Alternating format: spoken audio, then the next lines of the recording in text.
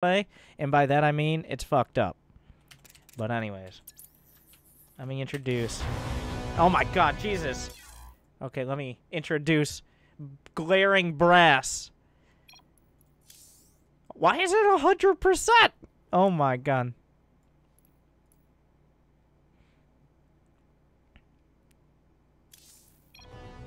Okay. It is from the Pentaclan, which I assume stands for Pentakill. It is Tarrantius? Tarrantius? Tarrantius? Tarrantius? I'm gonna go with Tarrantius. I like that. That's easier for me to pronounce. And in the bottom left, it is HeroMarine under a barcode because he doesn't want to give away his best strats to anyone but his stream and his subscribers like myself who got the replay. But we're going to talk about... We're going to go a little bit deeper into it. I'm not going to... This is not going to be super advanced. Right now, I'm going to cater this towards... I know we have a lot of gold. We got a lot of platinum. We got a lot of diamond players who are looking for those little details. And I'm going to show you what kind of decisions these players are making, especially HeroMarine, because obviously he is probably the better player in this matchup. There's a single-digit number of people on the European server he's not a better player than. So, but we're going to go over why the builds work and what they're trying to accomplish early on. So, we do see just the one Rex probably expand. No second gas means he's going towards that command center. As a Terran player against a Protoss, you're really looking to put on some sort of pressure to keep a Protoss honest. You can't just let them do everything they want when they want it. If you let a Protoss take a third or get their tech without any units, or just slam out dozens of probes with double gas, then you're going to feel the pain later on. You're going to feel a Colossus push, or ridiculous upgrades, or a Death Ball with Storm as well, or a Warp Prism in your base with 15 charge lots and a lot of QQ. These are the basics. So it usually does come down to the Terran player putting on a little bit of pressure. Maybe the Protoss has their own sort with a War Prism or an Oracle. But it is kind of an obligation for the Terran to be able to get a little bit of damage done, or at least force a response out of the Protoss. We'll have to see what HeroMarine does. He does opt for the Reaper. He gets a reactor immediately behind, so he's going to have enough Marines to potentially deal with an Oracle. If he doesn't add this reactor on the barracks, he has to find other ways to deal with it. Oh my god, you greedy bastard. Well, he said it was greedy, and I didn't think he would just take a third, but he's just taken a third command center with, like, no units and a single reactor on his barracks and another barracks on the way. So we've gone a little bit sideways here. He's taking advantage of the map. And he's really hoping, even against Protoss, the sheer size of Mech Depot will prevent his opponent from doing any sort of timing attack that could exploit not going for the factory early, not going for the second gas, not getting any sort of tech, but instead just relying on a handful of Marines without a bunker. On the other side, there is a Twilight. No Robo yet. Is this straight into Blink? He has enough gas for Blink. Yeah, it's Blink. These builds are timed out to the gas. If you have 150 gas and the Twilight is finishing, that's not like he screwed up his Adept all in.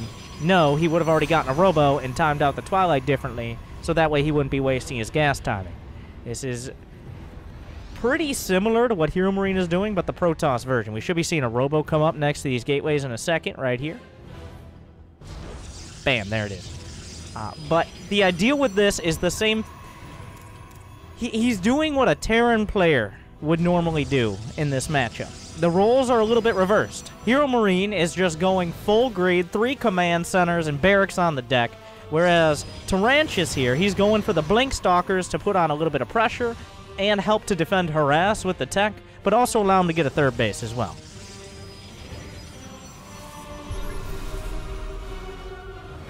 Alright, a factory just now coming up.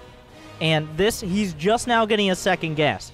Lower level players take note. I've seen so many gold players, not as much as Terran, but as all races, like, I need to get my gas geysers because they're there and I need to have them. Even though I only have 25 SCVs, I need to have all my gas geysers because otherwise I feel naked. No.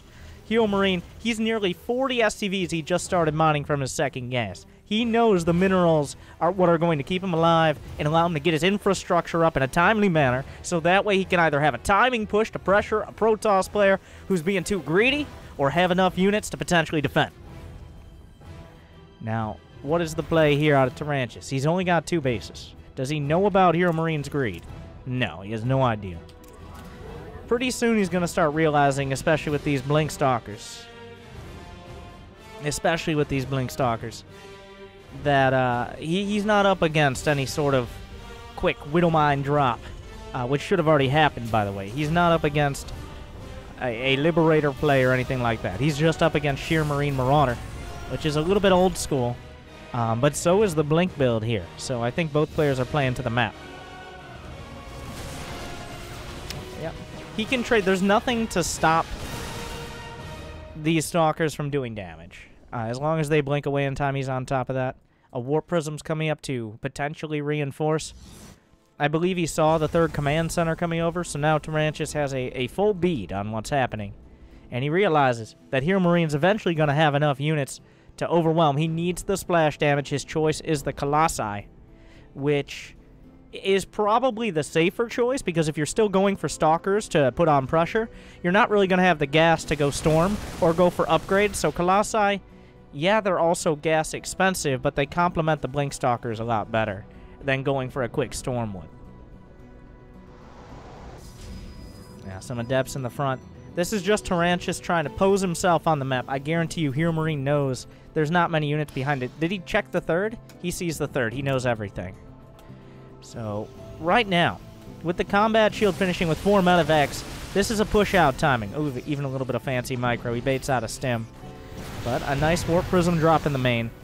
Because right now, Tarrantius he's in danger. The army supply is almost even, but until a Colossus is out, until all these gateways come online, he just doesn't have the firepower in order to deal with a Bio Ball. It just has too much DPS. A single Colossus is not going to worry about this.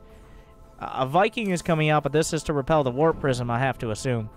But the Warp Prism did serve its purpose. It did keep HeroMarine's forces back a little bit longer. It's going to buy some time for the first Colossus and extended Thermal Lance as well. So Tarrantius will hold on. He's probably not feeling very comfortable with the situation. I guarantee you he has no upgrades. He doesn't even have a forge. He's got pylons lining the edge of the massive main base. And this is your Photon Overcharge defense. But now he's feeling the stress. 4 medevacs could come in at any time and ruin his entire day and probably take his ladder points. So that is what Tarrantius is defending again. HeroMarine hasn't decided to move out. He's locking down the Warp Prism. He knows if he moves out at the wrong time, the Warp Prism comes in, warps in a dozen Adepts, and clears out his main base, then he's forced into an all-in. And you don't want to be in an all-in position against Overcharge, against Colossi. It's an uphill and usually losing battle. So instead, he's sat back defensively. He's getting the Fusion Core in order to go for the Advanced Ballistics. I would love to say Battle Cruisers, but it's not for Battle Cruisers. The Advanced Ballistics, a second starport, so he's looking for that zone control. And also, if he gets Advanced Ballistics Liberators, he could potentially lock down multiple mineral lines in a place where literally Stalkers cannot touch him. If you get behind, like, if you siege up over here, you can hit the real edges of these patches. You need Stargate units. You literally can't hit it with Stalkers. So that's another thing to factor in. Now we have 2 Terran armies moving out on either side. The Hallucinated Phoenixes will miss this for now, but he has an idea of where HeroMarine could be. A 4th command center is on the way. We've got the 2+2 attack on the way. I don't know if he has a second Engie Bay. 1-1 is now finally started up for Tarrantius. Advanced Ballistics are coming up. And really, HeroMarine knows he's not ending this game before Advanced Ballistics with the Liberators, but he's not going to waste any opportunities. In fact, this is a little too far out here. If Tarrantius steps too far, if he steps too far on HeroMarine's side of the map, then 20-30 supply of bio darts in and kills at least a Nexus, if not dozens of probes. He's waiting. He's crouching. He's waiting to strike. Because he knows he doesn't have the knockout blow that can kill the army, but he does have such mobile and scary forces that Tarrantius, if he commits, risks losing all of his economy and going into a base trade scenario against ranged liberators. Good luck. His base is being taken. Advanced ballistics still a few seconds out. The watchtower has been taken. 1-1 is done. He just now started the 2-2. Even ship weapons on the way for the liberators. That does allow them to two-shot stalkers if they don't have enough armor upgrades or a guardian shield. Oh, the liberators will siege, but they will be pounced on by Tarrantius. He's bullying through on this side. He's getting pushed back. A lot of liberators being taken out for HeroMarine. This was a good engagement, but the other swipe comes in. He's going for the 1-2 punch. The double pickup. He goes over the top of the rocks, and he's going to find himself between a rock and a hard place. Wait a second. That's a big warp in, and it looks like he's actually going to be able to shut down these drops. A little bit of a mistake out of HeroMarine. Losing these two means he can concentrate all his forces towards the center. The rocks are not quite taken down. This army is taking the long way around. And suddenly, the Bioforce is into the front. There goes the Templar Archives. He's still got double medevac in order to evacuate these units. Will he be able to get out with most of them? A handful of Marines getting damage done on the other side. The medevacs somehow have escaped thus far, and they will get to the corner. Most of the damage being reduced here. He was able to deflect on either side. HeroMarine losing a couple too many medevacs, a couple too many units. He gets the snipe on the Templar Archives, but no Nexi are going to fall. A few medevacs will. But Tarrantius holds on. He still has a solid probe count. He still has several Colossi. He has disruptors mixed in, and he's working on the 2-2. So there's still a lot of space to cover. He's opened up the map now that the rocks are down on either side. This allows the Protoss army to move a lot more fluidly. But the Liberators have advanced ballistics, and Tarrantius is scrambling towards a fleet beacon. He's got triple Stargate, but he can't use it yet. What are you going to build? Void Rays? Those are just going to die horribly to Marines. But here Marine deciding to push forward. Not a single Liberator on the other side. An Adept counter slice here. These Liberators have essentially locked down the left side. The Bio army looking to move towards the right. It's just too risky for the Stalkers to blank under these now. We have +1 air weapons as he started. He has not started Storm yet.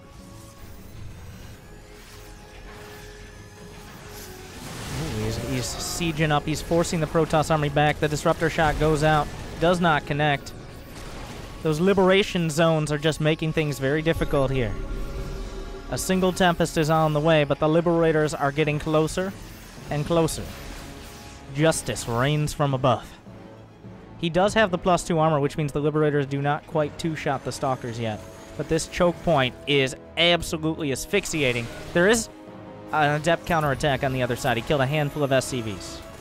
Not a critical amount yet. It looks like he shouldn't be able to. He's continuing to move forward. Tarrantius needs the Tempest. He's just now taken another base on this side. He's going to be cut down to 3 in just a moment. It is still 200 versus 200 supply, but it's less about the supply and more about what it's made of.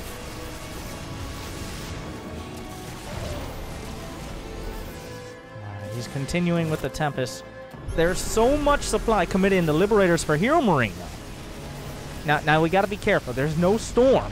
So if these Colossi die, or if the Disruptors do, okay, that's a very ambitious Tempest. Yeah, this base is done.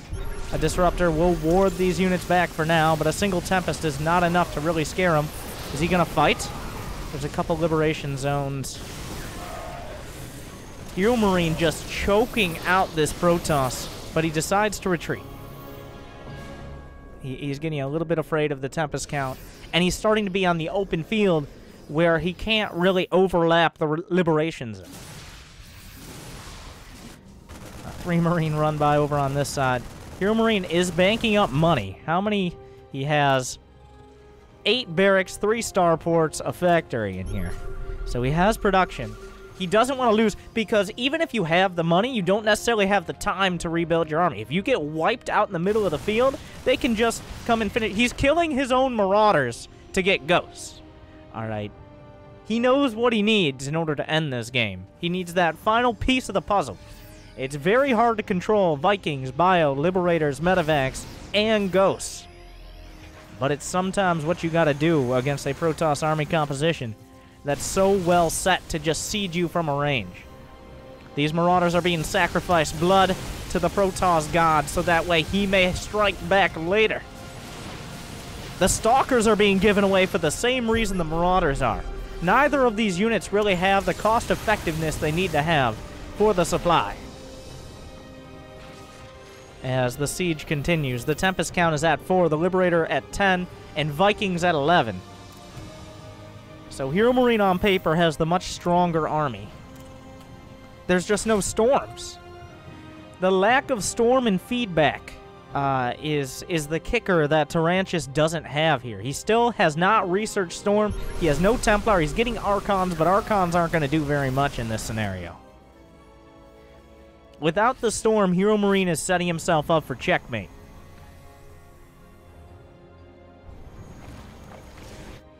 Alright, the Liberators are being... Well, one Liberator's being sent out to just distract and maybe potentially deny some mining.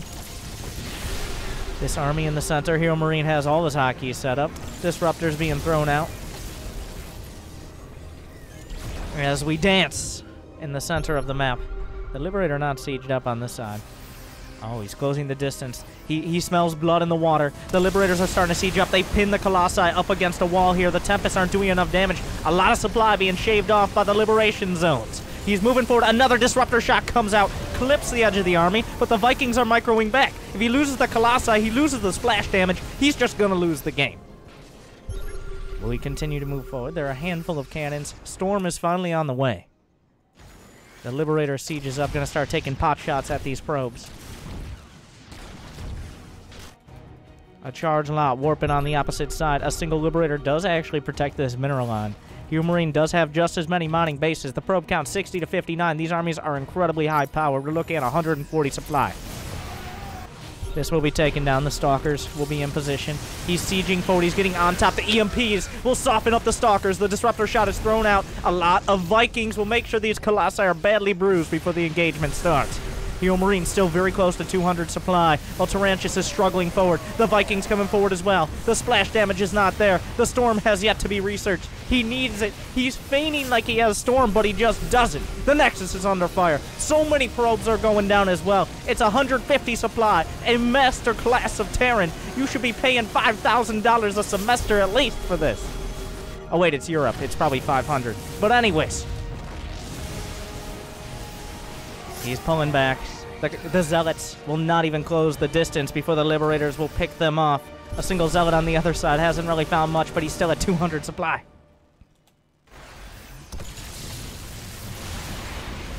Oh, the EMP is on the side. He sees another one. The snipes go out. Snipe off the Templar. How many are left? 0 Templar. Wait, 2 Templar? 1 coming in from the north. Will he be able to hit the shots? He doesn't have the storms, but the Disruptors finally connect. His back is against the wall, but he's fighting back. But HeroMarine maintains that 200 supply. That's not the right button. It's 61 to 53 probes. There's only really one mining base. The first and the second are mined out, including most of the gas. The third base is drying up. A handful of Stalkers come around, but HeroMarine is tearing forward. The Sky Terran is just too much. The Tempest can't close the distance to actually hit the Liberators. The flanking storms are good, but not good enough. And the bio is stimming forward, 123 to 176. A charge lot warping is nothing at this point. EMP is coming out. A handful of Stalkers will be caught by the reinforcements, and HeroMarine has locked this down and knocked him out, as there's nothing left to protect the final mining base. There's no supply. There are no units. Storm was too late.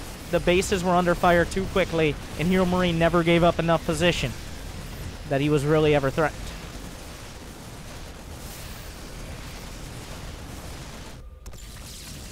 Alright, yep.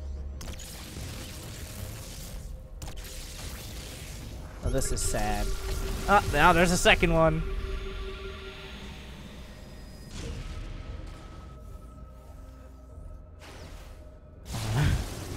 He will clear up the Liberators, but he's now down by double in the supply count. This is over. It's just time to lay down the smackdown.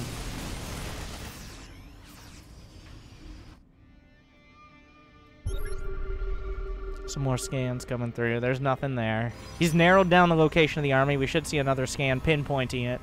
Not that he needs it, But I want to talk about the army movement in the mid-game. That is how HeroMarine won this game. Also, the decision, a lot of Terran players won't tech up in time. They'll try to fight with bio, with a handful of, like, unranged liberators, without ghosts, and they'll just try to force it. They'll be like, if I just split well enough, if I drop well enough, then I can beat this Protoss. HeroMarine at some point, early on, decided, you know what, we're not going to try to win this with just bio. We'll keep the bio alive long enough to get the ranged liberators, and then go for the ghosts, even before Storm was out. And he just had that next step. He was 1 to 2 steps ahead this entire time. At least from about the 9 or 10 minute mark. So, very well played. The tap out will be there. And HeroMarine will be victorious in this Terran versus Protoss. He's so good.